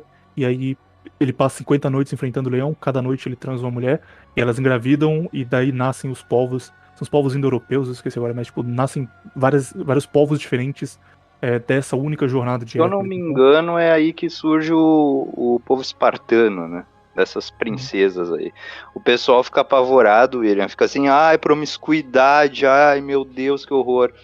Mas é o seguinte, naquela época, como tinha muita guerra, como assim, o homem se arriscava demais, o homem buscava desesperadamente a glória e morria, entendeu? Nas aventuras, nas batalhas. Então tinha pouco homem, entendeu? E esse povo, se os homens não apelassem para poligamia, não saíssem engravidando essas mulheres que sobravam, eles seriam dominados pelos povos estrangeiros, entendeu? E é isso que esses cristãos não entendem, entendeu? Quer dizer, eles entendem, mas condenam sem olhar essa parte tribalista, entendeu? Essa força vital que mantém essa nação de pé, entendeu? A força masculina que fecunda, que cria, entendeu? Que renasce. não só fosse, mas a necessidade, tipo, ele não tinha outra opção. Se o cara casasse com uma mulher e tivesse 4 filhos ao longo da vida, acabava o povo dele em 2, 3 gerações. Exato, entende? Sobrava muita mulher, o cara tinha que fazer alguma coisa, senão não ia, o povo dele ia ser dominado, entendeu? E isso pro grego era abominável, entendeu? Tu ser um broxa, digamos, alguém que não dá conta das mulheres, tu é uma desgraça como homem, entendeu? Assim como tu deve buscar o heroísmo, tem essa parte também, que o homem deve cumprir essa parte animal dele, de reproduzir, entendeu? Para eles era nojento, por exemplo, um homem fazer um celibato que ele tem que ficar negando as mulheres. A não ser se fosse um culto a alguma deusa virgem, entende? Como o Hipólito depois fala. É isso. E aí, ao longo da vida de Hércules, ele passa por várias e várias jornadas diferentes. Ele vai participar, por exemplo, da história dos Argonautas, é muita coisa. Mas avançando pro final, que a gente já faz aqui a rodada de respostas de perguntas da turma, a morte de Hércules é o seguinte: ele, depois de muito tempo, ele encontra uma esposa chamada Dejanira. E, inclusive, ele ganha essa esposa em uma disputa de arco e flecha. Começa bem pra caralho a história. Ele disputa no arco e flecha quem vai ficar com Deianira. Ele vence e ganha a mão dela. E aí um dia eles estão caminhando pela Grécia e ele precisa passar por um rio que é muito violento. É um rio que as pessoas são arrastadas por ele com certa facilidade. Então ele pede para Nesso, que é um centauro que vivia naquela região, para ajudar a esposa dele a atravessar. Então o Hércules vai na frente testando a água, Dejanira subiria nas costas de Nesso e eles atravessariam juntos o rio. Só que Nesso rapta Dejanira e foge com ela. Hércules, percebendo o que aconteceu, dá uma flechada em Nesso, com as flechas envenenadas que ele tinha. Nesso cai e antes de morrer, ele entrega para Dejanira uma túnica, dizendo que essa túnica faria Hércules se apaixonar por ela em qualquer momento que fosse preciso. Aqui vai ter uma diferença na história, eu já volto aqui, vocês vão entender por quê. Mas nessa versão, ele falou: "Ó, essa túnica, quando Hércules usá-la, Hércules vai se apaixonar por você na hora, se um dia precisar, você usa". E aí Hércules, assim como Zeus, ele tem várias mulheres, então em um certo momento ele deixa Dejanira e ele vai se casar com uma outra mulher. E no dia do casamento, Dejanira chega e fala: "Olha, tudo bem, tranquilo, você vai se casar com ela, não tem problema, mas eu trouxe uma túnica pra você de presente, pra sua noite de núpcias". E ela entrega essa túnica pra Hércules, querendo que Hércules se apaixone por ela. Hércules coloca a túnica, e quando ele coloca a túnica, não, peraí, vou voltar um pouco, rapidinho. Nessa versão ela quer que se apaixone. Por que eu falei que nessa versão? Porque uma outra versão é que Nesso envenena a túnica e entrega pra ela falando: "Olha, essa túnica tá envenenada e se Hércules usá-la um dia, Hércules vai morrer. Então usa se você precisar". Então em uma versão, ele entrega pra ela dizendo: "Se você quiser que Hércules se apaixone, tá aqui". E aí ela entrega pra Hércules sem saber que ele vai morrer. Na Eu outra acho versão ela já que a sabe e ela faz de propósito. segunda, na segunda versão tá mais exata, entendeu? Dejanira já significa em grego matadora de maridos. E, enfim, eu acho mais plausível que seja essa segunda opção que tu falou, que o Centauro falou que era pra usar aquilo quando ela quisesse que ele voltasse a se apaixonar por ela, né? Nessa ele representa o quê? O talarico, entendeu? Alguém que se faz de amigo, que hoje a gente chama de talarico, né? Se faz de teu amigo pra seduzir a mulher, entendeu? Ou sempre colocar uma dúvida na mulher, entendeu? Como se tu não amasse ela, como se ele fosse amar mais ela do que tu. É o talarico, né? Nessa é o talarico. O cara que fala assim: "Olha, se eu tivesse no lugar dele, eu ia te valorizar bastante". Esse cara. Exato. Uhum. E é isso, entendeu? O talarico é assim. E o centauro, como eu expliquei antes, ele representa essa inteligência maliciosa, animalesca, entendeu? Que é mais ou menos o sentimento do talarico. Uhum. E aí ele mata, né, esse cara e deixa essa dúvida na mulher dele, entendeu? E aí, voltando agora pro dia do casamento, Dejanira se apresenta e fala: "Olha, aqui está essa túnica de presente, que pode ser que ela fez propositalmente pra Hércules morrer, ou que ela só queria que ele se apaixonasse, mas entregou a túnica". E aí Hércules Foi veste essa no túnica. casamento dele com a Iole, né, que era outra ninfa que ele se apaixona depois. Isso, que ele Como é que deixa é? a Dejanira pra ficar com ela. E aí Exato. quando Hércules veste essa túnica, a pele dele gruda na túnica, e aí ele percebe o que aconteceu, ele tenta tirar a túnica, só que quando ele puxa, a pele dele sai junto com a túnica, não a pele, a própria carne de Hércules sai junto com a túnica. E aí ele vai tentando tirar, só que não adianta, porque toda vez que ele puxa a túnica, sai um pedaço de carne, e aí ele é esfolado vivo tentando tirar a túnica envenenada que Nesso entregou para sua mulher e que ela entregou a Hércules. E no fim, ele fica desorientado com tanta dor que ele tá sentindo, e ele se joga em uma fogueira e ele morre na fogueira, queimado. E aí, com a morte de Hércules, como ele não é um deus, ele é um semideus, ele vai até Hades, só que Zeus desce até Hades e pega a alma dele e eleva ele ao Olimpo. Então, ainda que ele fosse um semideus, depois de morto ele vai pro Olimpo e vive com os deuses, com seu pai e seus irmãos. Tem uma versão de Heródoto que diz que quando eles olham na pira onde Hércules se jogou para se matar, não tem nenhum osso ali, não tem nenhuma cinza dele, entendeu? Como se o fogo já levasse ele, né, ao Olimpo. Ele nem chegou a morrer, ele só subiu. Como eu falei, no Cérbero, né, quando ele traz o Cérbero e Euristeu se esconde, né, no vaso de bronze dele, como o falso nobre que ele é, né, um falso nobre que tem medo da morte, sente medo do medo da morte. E ele não tem esse medo. Hércules não tem mais medo de morrer, entendeu? Ele já está em glória. Ele se nega, entendeu? A morrer daquele jeito. A morrer do jeito que os outros querem, entende? A morrer subjugado à vontade dos outros, do Nesso, entende? Então ele decide dar um fim a si próprio. Ele é tão glorioso, entendeu? Tão heróico, tão finito, ele tem tanta consciência do próprio destino que ele mesmo decide finalizar, entendeu? Ele se nega a morrer do jeito que o inimigo quer. Ele se nega a morrer desonrado, perdendo a própria pele, gritando ao desespero, entende? Ele se joga as chamas que novamente, né, recapitulando aqui, significa elevação espiritual, significa também sabedoria, entendeu? Significa tu elevar algo. Então, ele já não tem medo da morte, ele já é herói absoluto.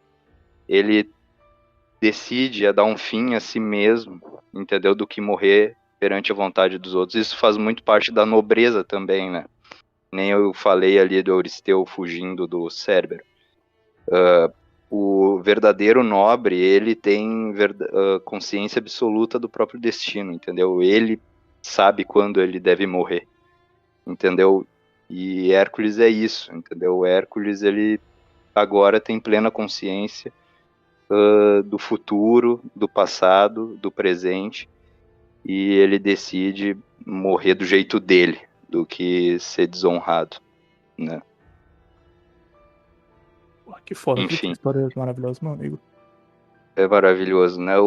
Sabe que isso me lembra muito, William? Aquelas músicas, isso Nietzsche restaurou esse espírito, né?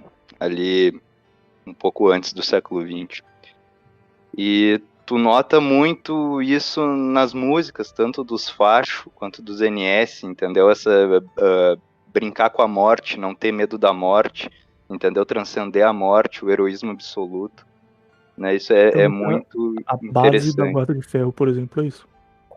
Exato, exato. Tu nota nas músicas dele, nos Ardite também, eles vivem, os camisas negras, né? Viviam colocando nas músicas.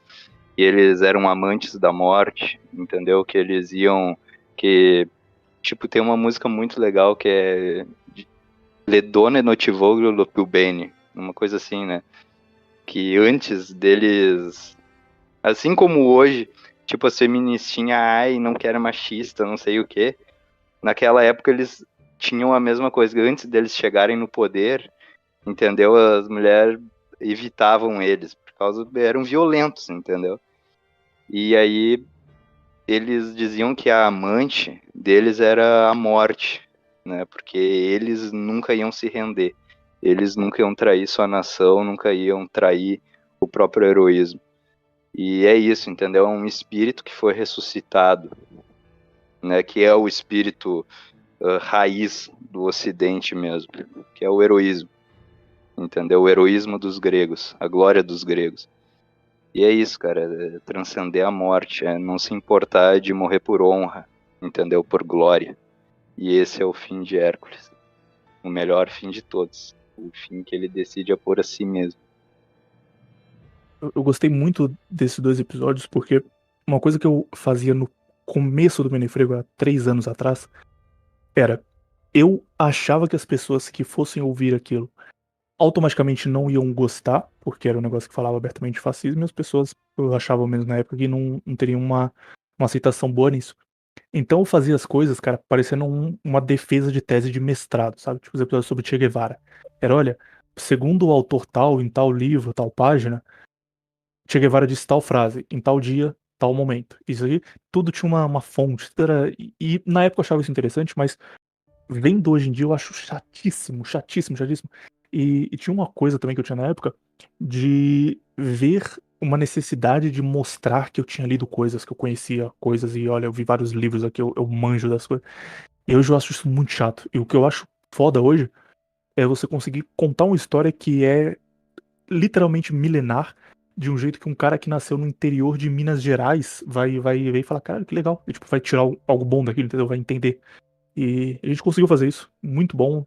Agora, qualquer um que ouça isso aqui, que sempre pensou, caralho, cara, queria tanto entender Hércules, entender mitologia grega, mas eu sou brainlet, ou eu não tenho tempo pra ler 38 PDFs pra entender tudo aquilo. Agora o cara não tem mais desculpa.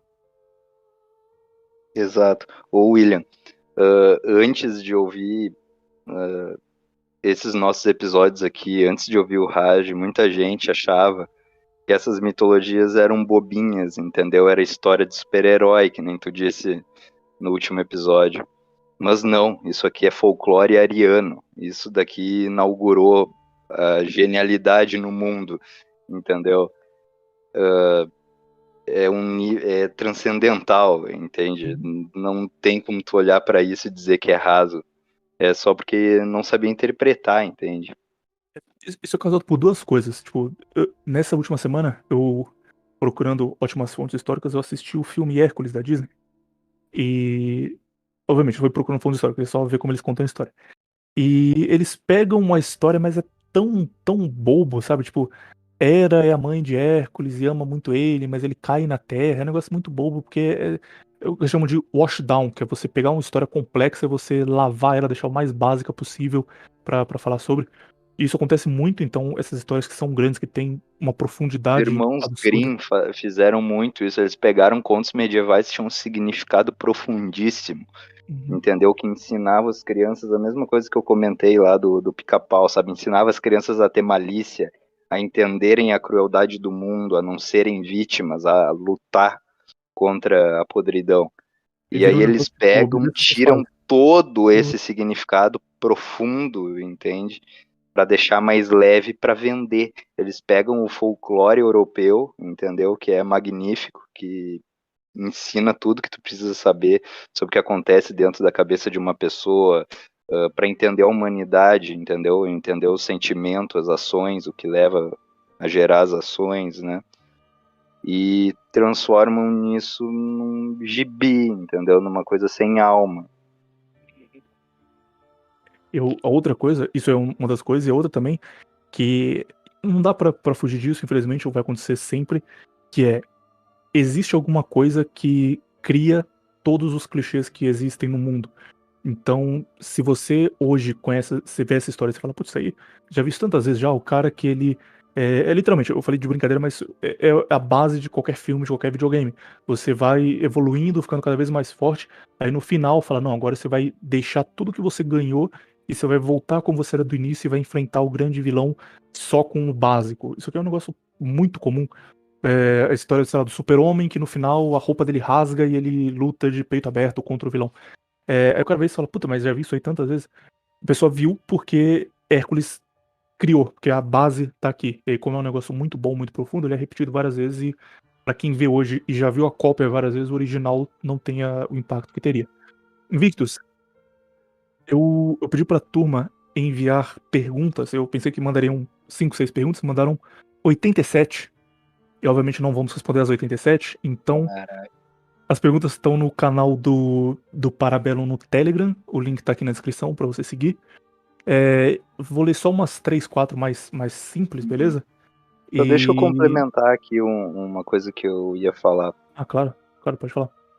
Cara, tu sabe o quanto essas histórias, tu tem tipo noção da profundidade do quanto esse folclore, entendeu? Essas histórias foram importantes para o mundo, para a humanidade, entendeu? Se não fosse esse exemplo de Hércules, esse controle que ele tinha sobre o próprio destino, essa exaltação do heroísmo, o que ia conduzir os 300 a se entregar à morte, entendeu? O que ia conduzir os camisas negras a enfrentarem os comunistas e salvarem a Itália da decadência total, entendeu? O que ia ser dos heróis se não fossem esses exemplos, entende? A gente não ia ter mundo ocidental, a gente não ia ter filosofia, não ia ter porra nenhuma. Imagina se os 300 não tivessem tido aquele sacrifício, entendeu? É uma profundidade que vai além da consciência, cara. É um negócio que transcende, entendeu? E ainda tem esse aspecto de não saber até que ponto foi realidade, até que ponto é mitologia. Pode fazer as perguntas aí. Uma das perguntas que apareceu mais de uma vez, não sei porque a turma tem tanta curiosidade, mas agora eu também tenho, já que tanta gente quer saber, que tipo de roupa Hércules usava? Usava. Não dá pra falar Hércules, é óbvio, mas tipo, os gregos ali desse período, do início da Grécia. Usavam túnica, qual era a roupa da turma da época? Todo mundo de O sainha. grego ele tinha duas roupas, né? Muitos deles ali, principalmente bem da parte sul, ali onde era muito quente, eles andavam pelado mesmo, entendeu? O sul da Itália, no calor, faz o quê? Mais de 50 graus, entendeu? É absurdo. Dependendo do ciclo do ano. Naquela época, o mundo era mais quente ainda, entendeu? Eles ou andavam pelado, ou andavam de túnica ou armadura, entendeu? Ou os homens andavam... Isso daí é mais no Egito, né? Mas na Grécia devia ser a mesma coisa. As mulheres andavam com uma saia longa até os pés e os homens com um saiote curto. Uhum. Uma pergunta enviada pelo menino Guru. Existem histórias de heróis similares a Hércules em outras culturas?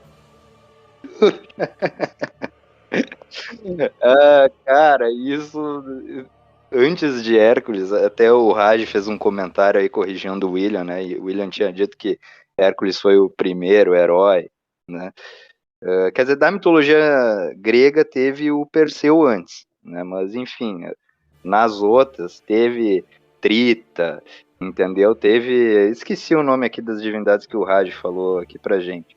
Entendeu? Mas principalmente o arquétipo, cara, do matador de dragões e da serpente da negação, do caos.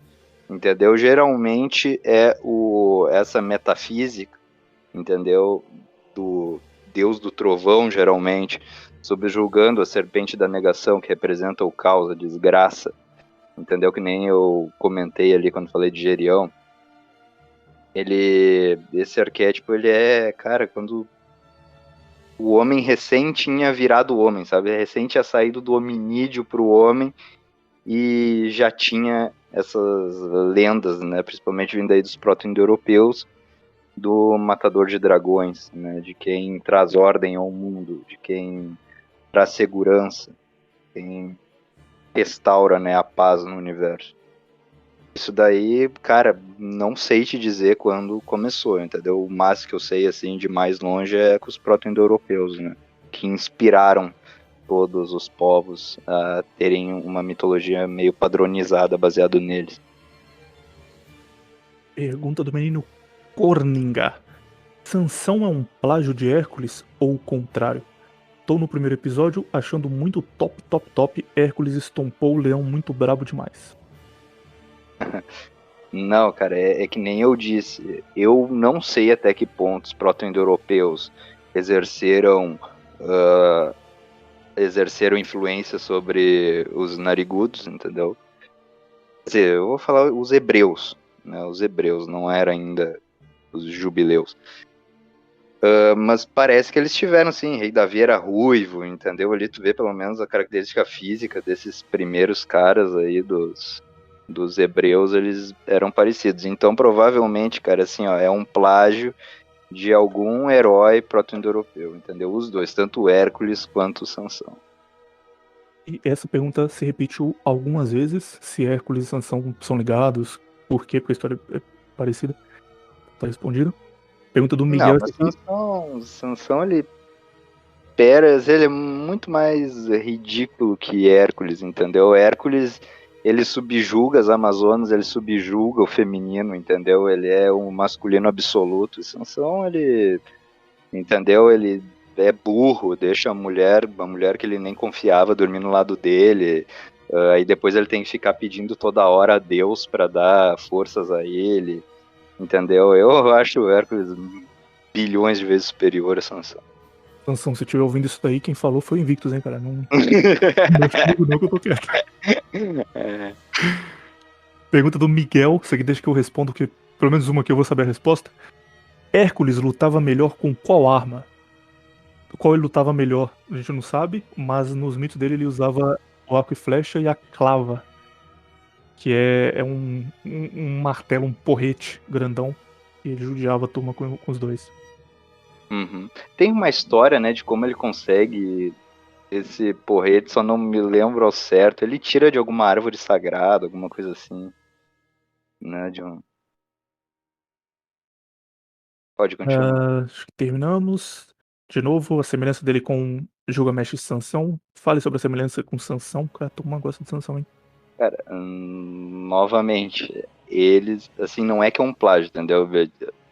Tendo em conta que Hércules, digamos que ele realmente tem existido, só tem tipo, aumentado os feitos dele.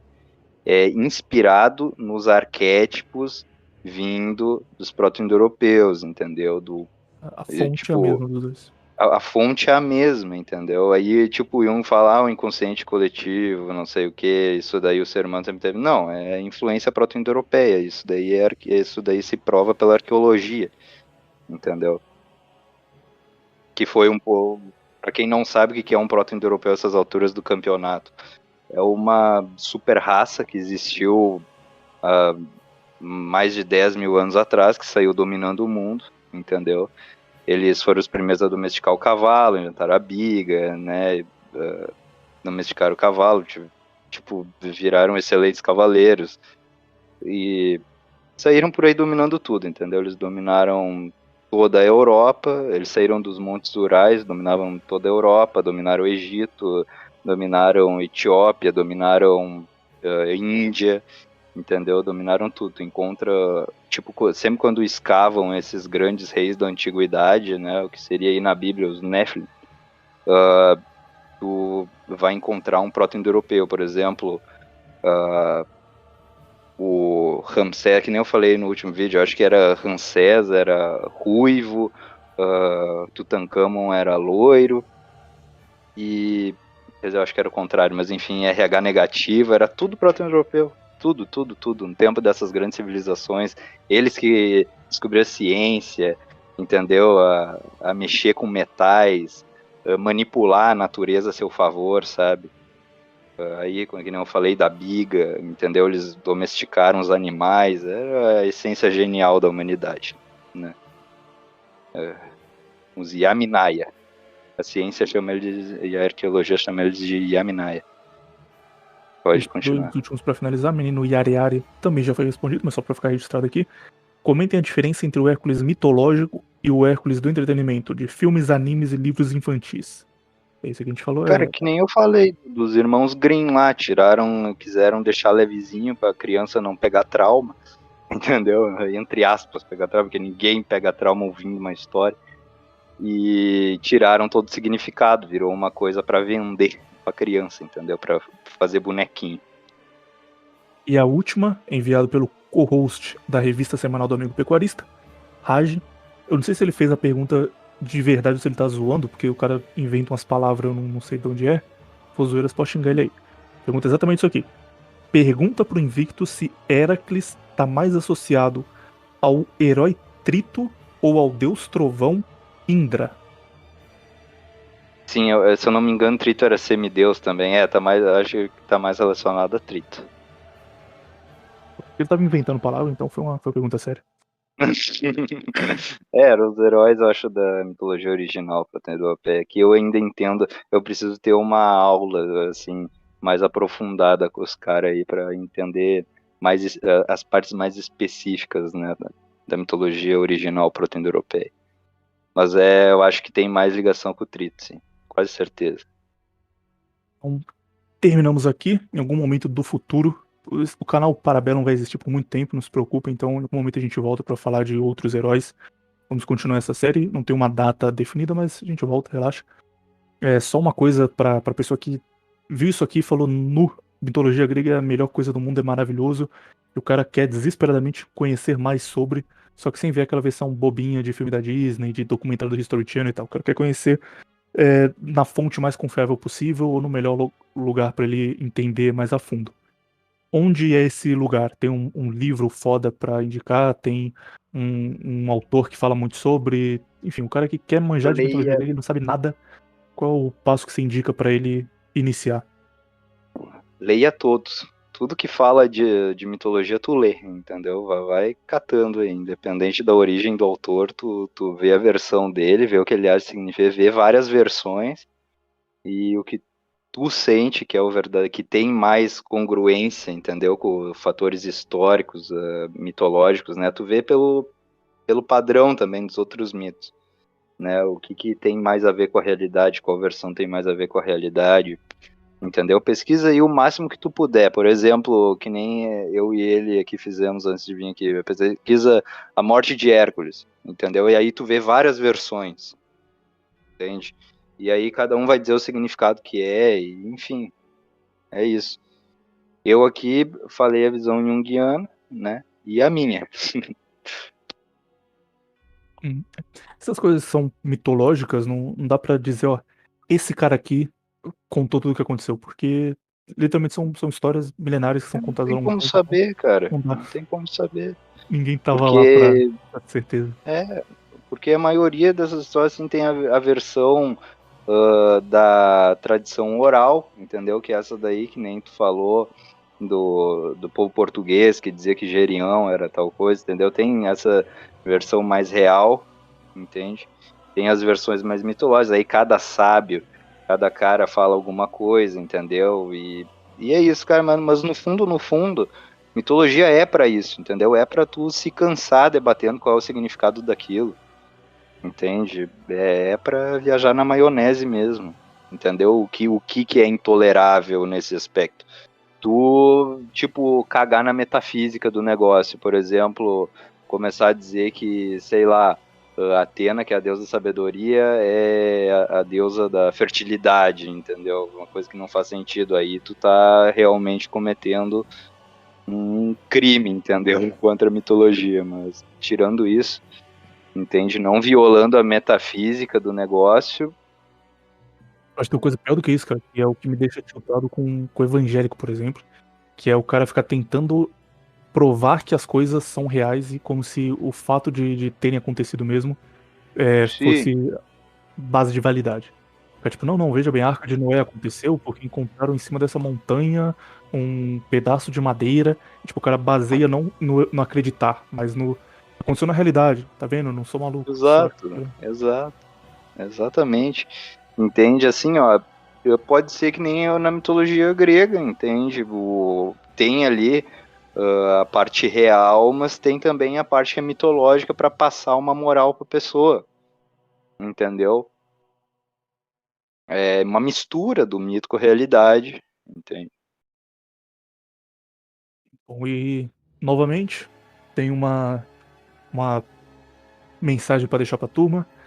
Alguma recomendação, falar do seu Vida Invicta, que vai sair semanalmente aqui. O que você quiser falar? Tempo livre, pode falar aí pra galera como despedida.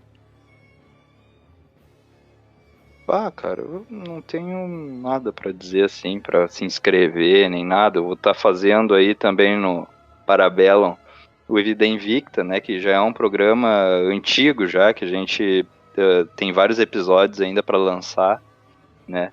Acompanha aí também, mas lá eu falo, gente, é mais para se distrair, sabe? Eu não falo coisa profunda assim como eu falo aqui. Entende? Quer dizer, eu falo coisa profunda assim, mas não é com a mesma responsabilidade, né, de levar para vocês essa mensagem ancestral, entendeu? É mais descontraído. Vou aproveitar para fazer uma recomendação aqui então, que o Invictus fez uma live no canal pessoal dele, que eu vou deixar na descrição aqui, com o Rádio. Eu participei de uma parte também, que eles falam bastante sobre esses mitos antigos, sobre povos indo-europeus, e é muito bom. E pra você que não manja nada, eles explicaram do jeito mais básico possível. Então, se tiver aí com umas 6 horas livres, vale a pena você deixar lá de fundo quando você faz outra coisa, Não, que a live ficou muito boa. e eu e o Raj vamos fazer junto uma grande live, entendeu? Que vai ter partes vai ser só conversa, outras partes vai ser meio debate também, que vai ser as diferenças, entendeu? Da visão dos helênicos e dos pagãos nórdicos. Eu falei há 3 anos atrás que eu ia fazer um episódio sobre Jesus histórico e me cobram isso até hoje. Então, agora que você falou, a gente vai ter que fazer mesmo, hein? Sim, vamos. Assim, Então, pode demorar aí um mês, mas enfim, vai sair. turma vai esperar.